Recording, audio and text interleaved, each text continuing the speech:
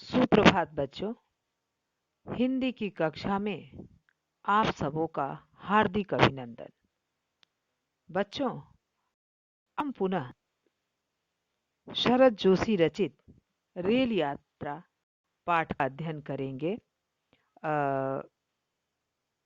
Rail की प्रगति पर शरद जोशी की यह व्यंग्यात्मक रचना है।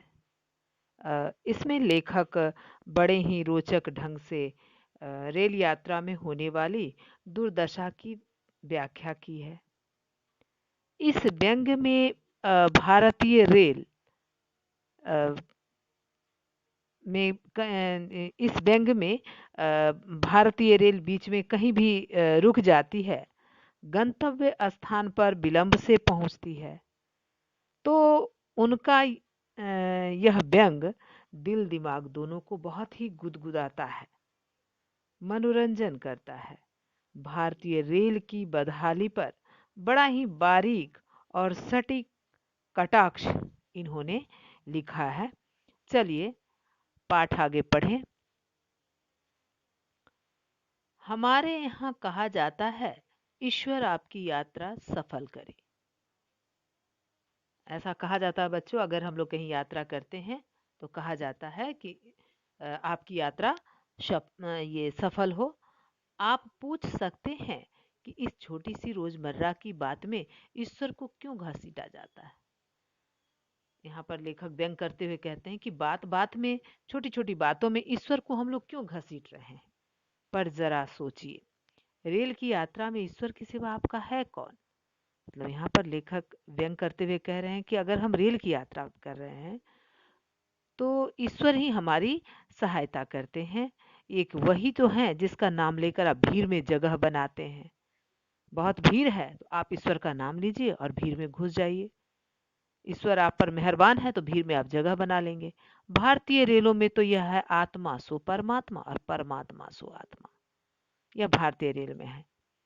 अगर ईश्वर आपके साथ हैं, टिकट आपके हाथ है, पास में सामान कम है, जेब में पैसा ज़्यादा है, तो आप मंजिल तक पहुंच जाएंगे।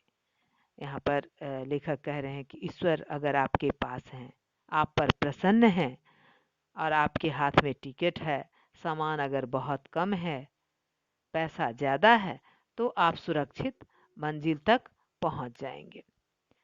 फिर चाहे बर्थ मिले ना मिले, अगर सीट नहीं भी मिले, अरे भारतीय रेलों का काम तो कर्म करना है, फल की चिंता वह नहीं करती। बच्चों इस लाइन को नोट करेंगे। यह गीता का दर्शन भी है इसमें। गीता में कहा भी गया है कि हमें कर्म करना है, कर्म करते रहना चाहिए, फल की चिंता हमें नहीं करनी चाहिए। वही बात यहाँ लेखक कह रहे हैं कि भारतीय रेलों का काम भी है कर्म करना। वह कर्म करना, निरंतर उसका चलना काम है। अब बीच में वह कहाँ वह रुक जा रही है, लेट लतीफ पहुंच रही है, उसकी चिंता उसे नहीं है। यात्रियों को किस परेशानी से गुजरना पड़ रहा है, उसकी चिंता उसे नहीं है। उसका काम है निरंतर चलते रहना। वह फल की चिंता नहीं करती। रेलों का काम क्या है, एक जगह से दूसरी जगह जाना है। यात्री की जो भी दशा हो, मतलब रेल का काम है निरंतर चलना, एक जगह से दूसरी जगह जाना, दूसरी से तीसरी जगह जाना। अब उसमें यात्री की जो भी दशा हो जाए, जिंदा रहे या मुर्दा, भारतीय रेल का काम उसे पहुंचा देना भर है। उसका काम है पहुंचाना। अपना वह केवल कर्म करना है, फल की चिंता वह नहीं कर रही है कि आपकी उस स्थिति में जो भी दशा हुआ, अब जिस कठिनाई का सामना आपको करना पड़ा, अरे जिसे जाना है वह जाएगा, बर्थ पर लेट कर जाएगा, पैर पसार कर जाएगा। जिसमें मनोबल है, आत्मबल है, शारीरिक बल और दूसरे किस्म के बल है, उसे यात्रा करने से कोई नहीं रोक सकता। अब यहाँ पर लेखक व्यंग करते हुए कह रहे हैं कि यात्रा उस भीड़ में वही कर सकता है जिसमें मनोबल हो, जिसका मन, आत्मिक शक्ति जिसमें हो, शारीरिक बल से भी वह लैस हो, और दूसरे किस्म के जो बल हैं उसे यात्रा करने से, यानी अगर जिसने मनोबल बना लिया, दृढ़ निश्चय कर लिया, और जिसमें आत्मिक शक्ति भी है और शारीरिक बल से भी वह लैस है, तो वह यात्रा कर सकता, उसको कोई नहीं रोक सकता है। वे जो शराफत और अनिर्णय के मारे होते हैं वे क्यों में खड़े रहते हैं।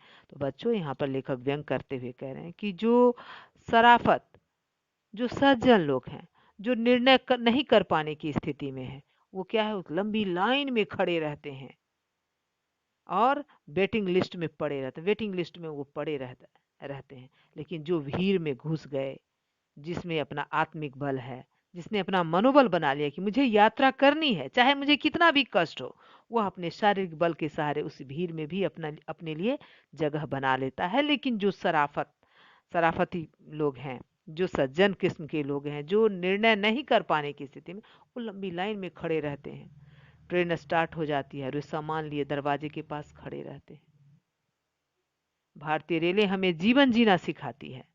माने भारतीय रेल हमें जीवन दर्शन सिखा रही है कि जो चढ़ गया उसकी जगह, जो बैठ गया उसकी सीट, जो लेट गया उसकी बर्थ। मतलब जिसने संघर्ष करके अपने लिए जगह बनाया उसी की जीत होती है। वही अपना बर्थ पर बना पाया, वही लेट सकता।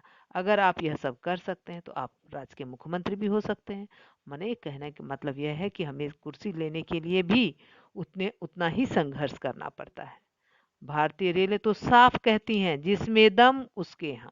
माने जिसके पास शारीरिक, आत्मिक और मनोबल है, मानसिक बल है, वही यात्रा कर सकता है।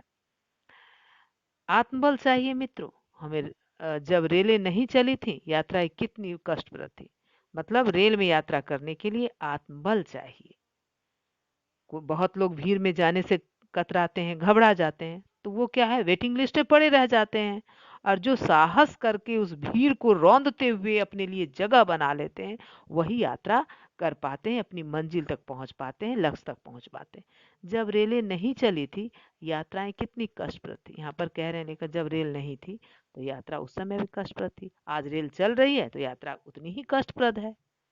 माने भूत में भी उतना ही कष्टप्रद था, भविष्य में आज रेल चल रही है फिर भी यात्रा कष्टप्रद है। यह कितनी खुशी की बात है कि प्रगति के कारण हमने अपना इतिहास नहीं छोड़ा। यहाँ पर लेखक व्यंग कर रहे हैं, व्यंग करते हुए कह रहे हैं कि प्रगति हो गई है लेकिन इतिहास नहीं छोड़ा। हमने इतिहास को नहीं छोड़ा, अर्थात भूत में भी, इतिहास में भी हमें तकलीफ होती थी तो हम उसको नहीं छोड़ा है। आज हम प्रगति कर लिए हैं लेकिन आज भी हमें कष्ट हो रहा है। तो दुर्दशा तब भी थी, दुर्दशा आज भी है। पहले भी दुर्दशा थी, आज भी प्रगति कर ली है रेलें, बहुत सारी रेल चल रही हैं, लेकिन फिर भी दुर्दशा आज भी है यात्रा करने में। ये रेलें, ये हवाई जहाज, ये सब विदेशी हैं। ये ना हमारा चरित्र बदल सकती है और ना भाग्य। यहाँ पर लेखक कह रहे हैं कि ये सब विदेशी चीज है, ये हमारा चरित्र भी नहीं बदल सकता और ना ये हमारे भाग्य को बदल सकते हैं। चलिए बच्चों, गृह कार्य नोट करें। भारतीय रेल का काम तो कर्म करना है, फल की चिंता वह नहीं करती। आशय स्पष्ट करें। दूसरा प्रश्न, लेखक के अनुसार भारतीय रेलें कैसे प्रगति कर रही हैं। आज के लिए इतना ही। धन्यवाद।